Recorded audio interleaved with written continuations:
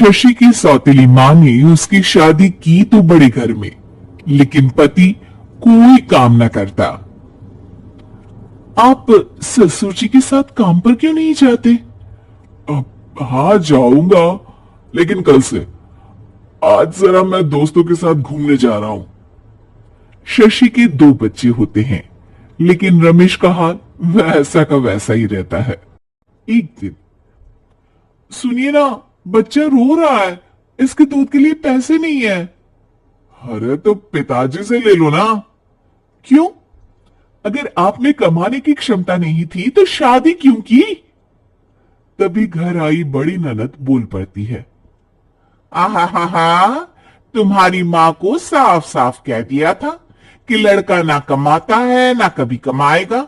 हम चार चार बहनें हैं इसका ख्याल रखने के लिए, और पिताजी का इतना सारा पैसा, तुम्हें किस चीज की कमी रखी है? लेकिन थोड़े ही सालों में तकदीर बदल जाती है। शशि का ससुराल गरीब हो जाता है। सब बिकने के बाद शशि अपने पति, बच्चे और सास के साथ किराए के मकान में आ जाती है। मैं कोई नौकरी करना चाहती हूँ दीदी। अरे इतने बड़े घर की बहू थी शशि, तुम नौकरी करोगी? नहीं नहीं नहीं नहीं। नहीं करूंगी तो घर कैसे चलेगा? बच्चों को भी तो पालना है ना। तभी शशि का भाई आ जाता है। शशि, ये ले राशन का सामान, किसी भी तरह की कोई भी जरूरत हो तो बताना। भाई, अब मैं नौकरी करूंगी। देख बहन, वैसे तो मैं तेरे साथ हूं, लेकिन हाँ, मैं ये भी चाहता हूं कि तू अपने पैरों पर खड़ी हो जा। शशि को एक प्ले स्कूल में छोटे बच्चों को संभालने की नौकरी मिल जाती है। एक दिन, शशि, मेरे स्कूल को अब तुम संभाल लो, मैं कुछ दिनों के लिए अपने बेटे के पास जा रही हूं। लेकिन प्ले स्कूल अकेले मैंने कभी नहीं संभाला है। अब ये सब मैं नहीं जानती। इतने महीनों में तूने जो देखा, बस पूरे आत्मविश्वास के साथ उसे करना। शशि नीलम के जाने के बाद पूरे 1 महीने उसका स्कूल अकेले संभालती है, और फिर एक दिन आता है जब वो अपना खुद का स्कूल भी खोल लेती है। वाह शशि, तुमने आज मेरा सर गर्व से ऊंचा कर दिया। तुम्हारा यही आत्मविश्वास तुम्हें बहुत आगे ले जाएगा। नीलम, बहुत आगे जाने की चाह नहीं है, बस ये छोटा सा स्कूल मेरे बच्चों की अच्छी शिक्षा में मेरी मदद करे, यही मैं चाहती हूँ। शशि थोड़े थोड़े पैसों से ही अपना परिवार पाल रही थी। एक दिन उसके घर उसकी बड़ी ननद आती है। अरे भाभी, घर में कूलर तो लगा ली थी, मेरी माँ को कैसे पंखे में लिटा रखा है? अरे तो शशि कौन सा एसी लगाकर सो रही है, वो भी तो यहीं रहती है ना मेरे पास। ज्यादा यहां आकर मेरी बहू को परेशान ना किया करो। हाँ हाँ, मुझे भी शौक नहीं है इस छोटे से घर में आने का। मैं तो बस ये बोलने आई थी कि मेरे बेटे की शादी है तो ननिहाल का जो नेग होता है वो ले आना। हाँ हाँ, जितना बनेगा कर देंगे, और ना हुआ ना तो वो भी नहीं करेंगे।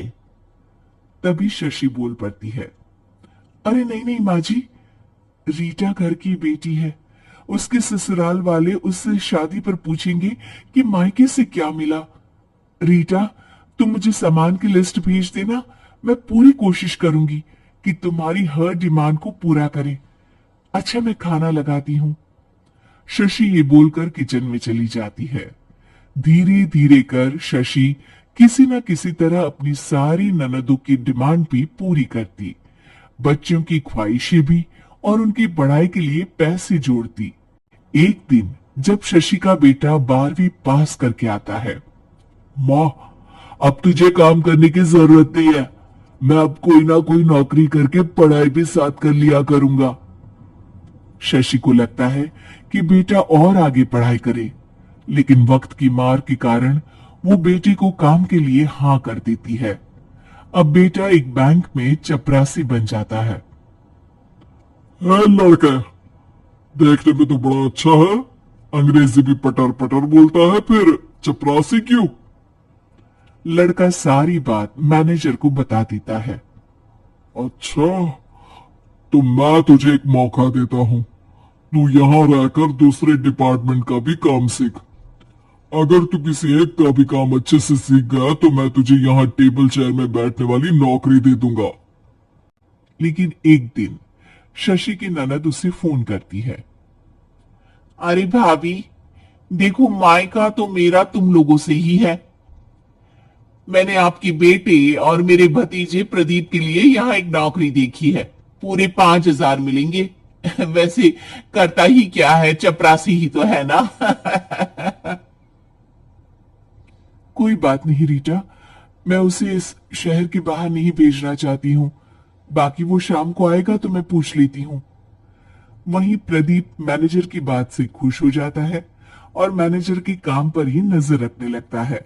वो उनकी तरह के पेपर पढ़ता, काम करता और आने वाले लोगों की बातें सुनता। एक दिन बैंक में ऑडिट वाले आते हैं। ये गलत है, पूरी बैलेंस शीट नहीं मिल रही है, कहीं ना कहीं गड़बड़ है। ए मैनेजर, क्या करते हो? बैंक के पैसों का हिसाब सही नहीं है। मैनेजर के पसीने छूट जाते हैं। तभी प्रदीप वहां जाता है। अब क्या मैं ये बैलेंस शीट देख सकता हूँ? अरे बेटा, मजाक नहीं, जाओ पानी लेकर आओ एक गिलास। प्रदीप मैनेजर को पानी लाकर देता है और फिर ऑडिटर से कहता है। देखिए सर, मैं आपको बता सकता हूँ कि कैसे बैलेंस शीट को आप लोग गलत तरीके से जोड़ रहे हैं। ऐसा बोलकर प्रदीप एक एक कर सारे डाउट क्लियर कर देता है। अरे हाँ, ये तो पॉइंट हमने देखे ही नहीं थे। गुड, कौन है ये बच्चा? तभी मैनेजर बोल पड़ता है। अब हमारे यहाँ अकाउंट में नया आया है। ऑडिटर के जाने के बाद, वाह प्रदीप, आज तो तुमने मेरी नौकरी बचा ली। और आपने भी तो मेरी नई नौकरी लगा दी, अकाउंटेंट की। बस फिर क्या था, प्रदीप ने एक बार जो सफलता की सीढ़ी चढ़ी, बस चढ़ता ही चला जाता है। फिर एक दिन शशि की ननद। अरे भाभी, कैसी हो? घर को तो बड़ा ही सुंदर चमका रखा है। अरे बेटी, कैसे आना हुआ? तू तो इस छोटे से घर में आना भी नहीं चाहती थी। कोई खास काम है क्या? अब हाँ, वो माँ, मेरा जो मझला बेटा है ना, वो अकाउंट से पढ़ाई कर रहा है, तो प्रदीप से बोलकर उसकी भी कहीं अच्छी नौकरी लगा दो ना। सास और शशि समझ जाते हैं कि कैसे पैसे आते ही लोगों के बात करने के तरीके से लेकर रिश्ते निभाने तक में